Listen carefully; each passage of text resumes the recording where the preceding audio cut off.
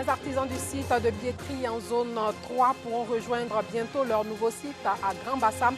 Et puis le comité de normalisation de la FIFA a rendu public aujourd'hui les résultats du conclave avec les présidents des clubs. Bonsoir et bienvenue dans le journal.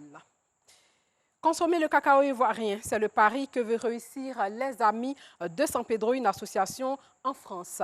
Cette association veut construire un nouveau type de consommateur de l'une de nos principales cultures de rente, le cacao, la stratégie, l'éducation de base. L'association sillonne donc la France, notamment la région parisienne, et explique aux élèves le processus de fabrication du chocolat, la réalité du travail des enfants dans nos plantations et l'action de l'État pour garantir la qualité du chocolat et assainir la pratique. Mais la volonté de construire un consommateur nouveau du chocolat outre-Atlantique n'occulte pas la nécessité de rapprocher les jeunes Ivoiriens des habitudes de consommation de ce produit riche en nutriments. Une bande dessinée est confectionnée donc depuis quelques années pour mieux porter le message, et cette bande dessinée a été dédicacée en présence de notre reporter Franck Quadio. Aubervilliers, banlieue parisienne, un cours bien particulier dans cette salle de classe du collège Rosa Luxembourg. Après avoir rassemblé les cabosses, on les ramène où? Le cacao ivoirien, l'ensemble de la chaîne de production expliquée aux élèves des classes de 4e et 5e. Toutes les étapes, la préparation du sol, la préparation des pépinières, l'entretien des plants jusqu'à la maturité des cabosses. Ces étapes sont enseignées aux enfants de France. 4 années déjà que cet homme sillonne les écoles de la région parisienne. Désiré Begré, cet Ivoirien, est le fondateur de l'association Les Amis de San Pedro. On leur a donné toutes les informations qui concernent le chocolat, qui concernent le cacao, la place de la Côte d'Ivoire dans le monde du cacao. C'est la première, hein, donc il faut qu'ils sachent d'où vient le cacao. Des quiz et des jeux pour stimuler l'attention, mais l'essentiel du support pédagogique se tient en cette bande dessinée. Wa Konungbe, la cabosse qui parle, avec entre autres ambitions briser les idées reçues sur le cacao ivoirien, notamment pour ce qui concerne la question du travail des enfants. Cette année, nous avons introduit dans nos programmes scolaires la campagne de sensibilisation du CNS, le Comité national de surveillance des actions de lutte contre le travail, l'exploitation et la traite des enfants. Nous savons qu'en Côte d'Ivoire, le cacao est un cacao éthique et moral, que le cacao ivoirien n'emploie pas les enfants dans les plantations et que la place des enfants se trouve à l'école. À ce titre-là, la loi est universelle et tout contrevenant s'expose à la loi en Côte d'Ivoire. De ce fait, l'ONG Children Africa, que dirige notre première dame, Mme Dominique Ouattara, a créé des aires de jeu et des écoles à proximité des cacaocultures. Une façon de prolonger l'action de la première dame de Côte d'Ivoire, Dominique Ouattara, qui porte le même combat. Désiré Begré et ses amis veulent construire durablement l'idée d'un consommateur nouveau du chocolat ivoirien en Europe. Les enfants que nous enseignons, demain seront des décideurs. On pourra les retrouver au cours de Londres, où on discute des prix du cacao. On a beaucoup appris sur le chocolat, que le chocolat venait de la Côte d'Ivoire et tout ce qu'on a mangé ici c'était 100% naturel, sans produits chimiques. L'association Les Amis de San Pedro qui d'ailleurs va présenter à la première dame à Abidjan bientôt la nouvelle édition de la bande dessinée sur le cacao ivoirien. L'idée est, après la France, de vulgariser cet outil didactique dans toutes les écoles de Côte d'Ivoire.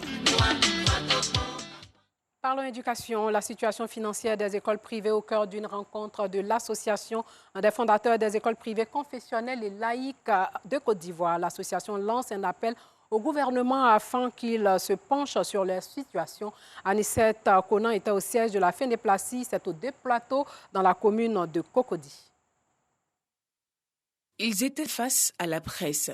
Les fondateurs d'établissements privés de 9 organisations réunies au sein de la FENEPLACI, Fédération des établissements privés laïques d'enseignement et de formation de Côte d'Ivoire. Le porte-parole de la FENEPLACI évoque ici les engagements non respectés par le gouvernement. L'État s'engage à établir une adéquation annuelle entre le budget alloué et le montant dû aux établissements privés au titre des frais de scolarité des élèves et étudiants qui leur sont affectés, à l'effet de ne plus créer de passifs. Article 1.3. Deuxièmement, un contrôle est effectué conjointement par le ministère de tutelle et les ministères chargés de l'économie, des finances et du budget pour arrêter les montants dus à la fin du premier trimestre de chaque année. L'État s'engage à payer aux établissements privés tous les trimestres les encours de frais scolaires dus en contrepartie de la scolarisation des élèves et étudiants qui leur sont affectés. Article 1.7, page 4.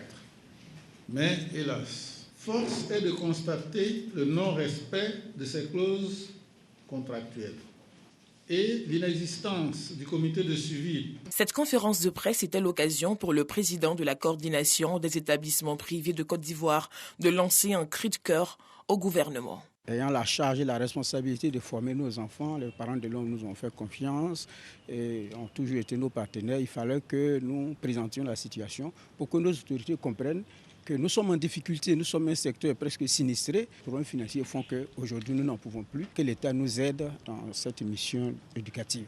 La Fénéplacie comprend 1500 écoles privées. Ces établissements reçoivent en moyenne chaque année environ 752 000 élèves affectés par l'État, notamment 173 715 affectés en 6e, 520 640 affectés de la 5e à la terminale et 57 500 affectés pour la formation technique et professionnelle. Sachez que le service de la protection judiciaire de l'enfance et de la jeunesse s'ouvre à la population pour favoriser et promouvoir la collaboration avec les usagers de la justice. Le tribunal de première instance de Bouaké, c'est dans le centre du pays, a expliqué ses missions et le mode de fonctionnement de ce service à la population. Marie-Pascale Dibé, Léon Bro. Ils sont soit auteurs, soit complices, soit encore victimes d'infractions. De plus en plus d'enfants ou jeunes sont en conflit avec la loi. Comment donc leur appliquer la loi sans déshumaniser la justice? La réponse de l'État, c'est le service de la protection judiciaire de l'enfance et de la jeunesse. À Bouaké, on le retrouve dans l'enceinte du palais de justice. Ce service a déjà assisté plus de 2000 mineurs et pris en charge environ 60% d'entre eux. Mais comment? Le mineur infracteur, par exemple, sa prise en charge commence dès le commissariat. Donc, quand il y a un mineur qui est arrêté, il faut que ce mineur soit assisté par un agent du SPGJ. Les agents qui travaillent dans ce service doivent réunir tous les éléments nécessaires pour mettre à la disposition du procureur de la République et du juge des enfants pour qu'ils puissent prendre une décision sereine en prenant en compte l'intérêt supérieur de l'enfant. Le service de la protection judiciaire de l'enfance et de la jeunesse, donc pas immédiatement un organe répressif. Sa mission première, la resocialisation des mineurs. Ce service est là, pas pour emprisonner, mais plutôt d'aider les parents à la prise en charge de leurs enfants. L'enfant, il est à la maison avec ses parents. Et donc, il faut que le parent lui-même comprenne que la protection de son enfant commence par lui-même. Pour marquer leur collaboration avec la justice, les organisations de la société civile expliquent que le service de la protection judiciaire de l'enfance et de la jeunesse vient régler la question de la déviance juvénile. Aujourd'hui, si la Côte d'Ivoire a compris qu'il faut faire une place spéciale à la prise en charge de l'enfant pour lui permettre de répondre à ce qu'on attend de lui, vraiment j'en suis très heureuse. Entre autres sujets abordés à cette séance d'échange, le renforcement des capacités du service de la protection judiciaire de l'enfance et de la jeunesse.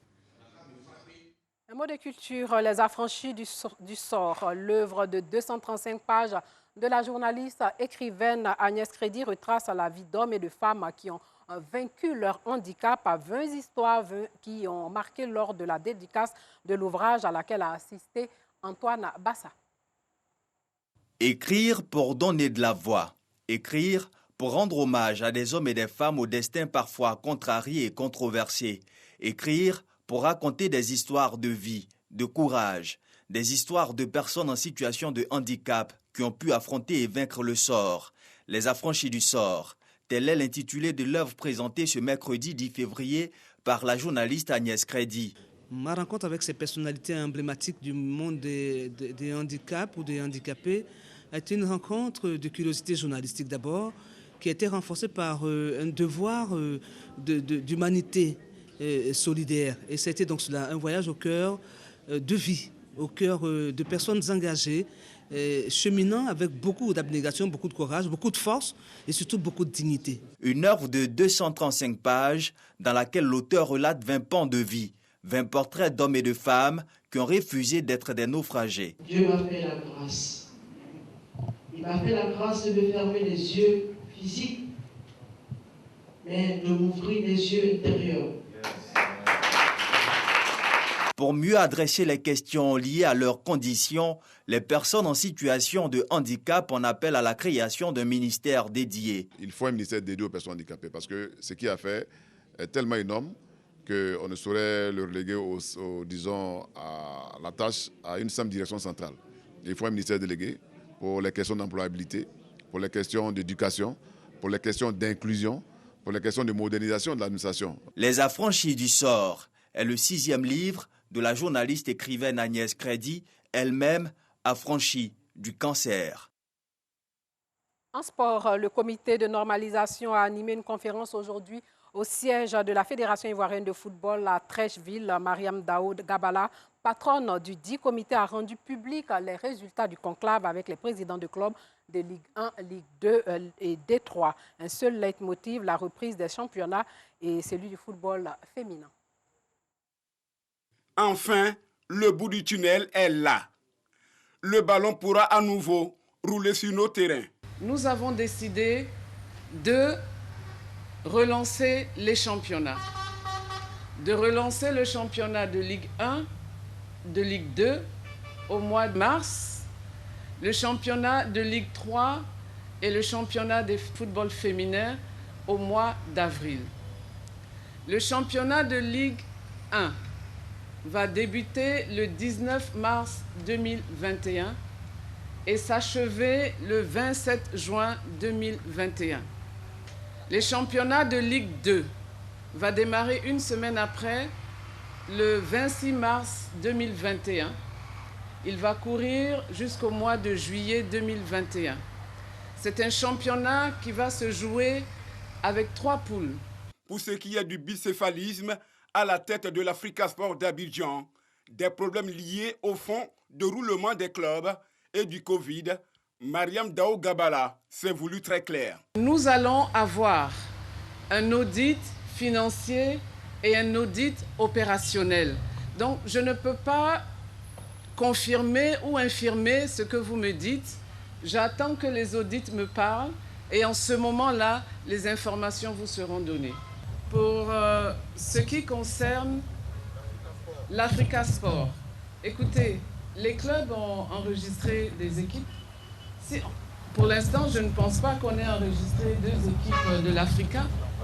Donc, on attend de voir s'il y a 2 équipes de l'Africa. En ce moment-là, on prendra une décision.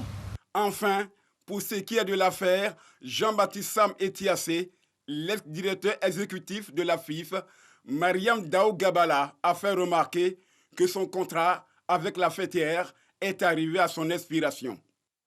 Comme annoncé dans les titres, le centre artisanal de billetterie en zone 3 dans la commune de Makori sera bientôt délocalisé à Grand Bassam. Depuis les années 80, cet espace a accueilli de nombreux touristes et autres clients venus acheter meubles, objets d'art et bien d'autres bibelots. En 2016, les artisans qui travaillaient sur ce site artisanal ont été sommés de quitter les lieux. Une épée de Damoclès suspendue au-dessus de leur tête qui les tient dans la peur d'un lendemain incertain. Joël Gossé a rencontré artisans et tutelles. Boulevard de Marseille, route de billetterie dans la commune de Makori. Le temps n'est pas clément ce lundi après-midi pour les artisans qui occupent ce site artisanal. À l'aide de plastique, ces travailleurs de l'art s'attellent à protéger leurs articles contre l'eau de pluie. Mais cette intempérie n'est rien face à la menace de déguerpissement à laquelle ils font face depuis une dizaine d'années. Nous sommes entre le marteau et l'enclume parce que nous n'avons pas aucun dossier qui trouve qu'on est fiable ici. Toute la pluie nous trouve, ainsi que le soleil, nous n'avons pas d'abri. Face à cette situation, ces hommes plaident pour un recasement afin d'améliorer leurs conditions de vie. Nous avons un problème de site On espère que le gouvernement puisse nous chercher, nous donner un bon site où on peut bien réaliser ce qu'on a appris. Un artisan en Côte d'Ivoire doit vivre de son art, doit mieux vivre, se sentir dans la peau d'un artisan. Parfois, nos meubles sont saisis, nos articles sont saisis, c'est difficile de la récupérer et nous avons vraiment des surplomb avec parfois même nos clients. Nous demandons à nos tutelles, de vraiment penser à nous. Il faut que ce soit des promesses qui ne sont jamais résolues, des promesses à la vente à soi.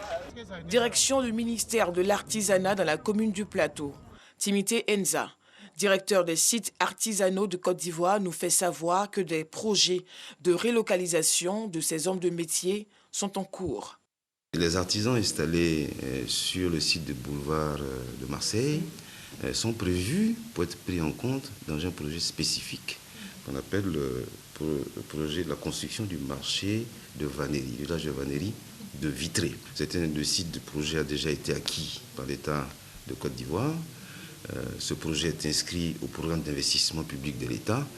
Et déjà un marché a été passé avec un opérateur pour travailler à l'aménagement du site. Alors ce site est situé à Bassam, je veux dire à Vitré. Il a une superficie de 5 hectares.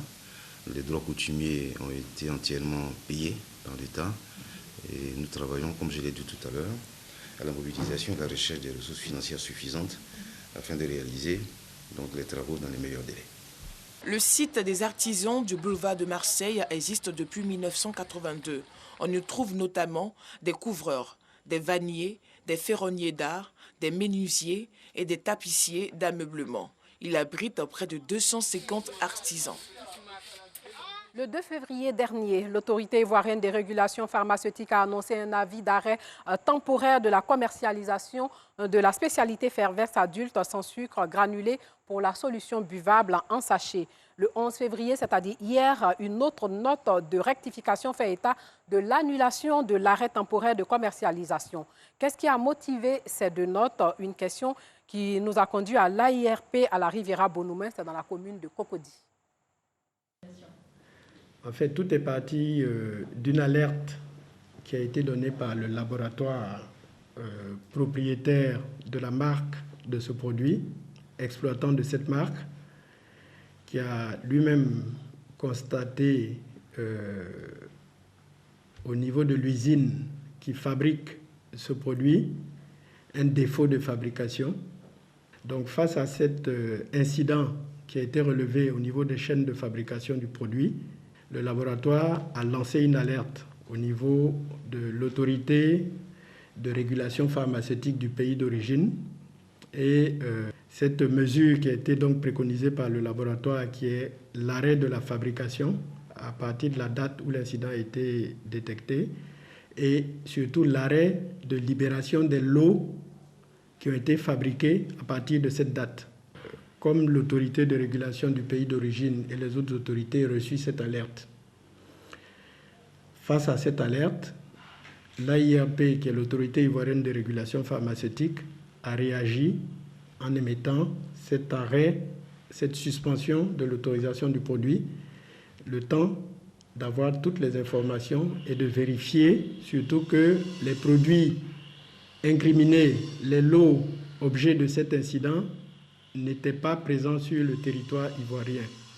Cette vérification a été faite en bonne et due forme et aujourd'hui, étant sûr et certain que les produits incriminés ne sont pas présents sur le territoire ivoirien et que toutes les mesures de précaution d'usage ont été prises par le laboratoire fabricant, nous sommes en mesure de lever cette interdiction et c'est ce qui a été fait par la note qui a été publiée le 9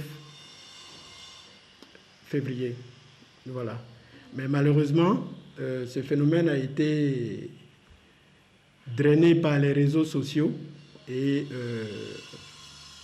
aujourd'hui, la note rectificative qui a été mise est même pratiquement invisible parce que la première a été trop publiée par le canal des réseaux sociaux. Je profite de cette occasion pour dire que les informations médicales ne sont pas des informations qui doivent être sur les réseaux sociaux. Il faut que notre population se ressaisisse et qu'on laisse les spécialistes faire leur travail. Mais je peux vous assurer, le produit est vraiment sans danger pour la population. Il n'y a aucun danger. Personne ne souffrira d'un malaise ou d'un mal-être du fait de la consommation de ce produit pharmaceutique. Voilà, c'est sur cette information que s'achève ce journal. Merci de l'avoir suivi.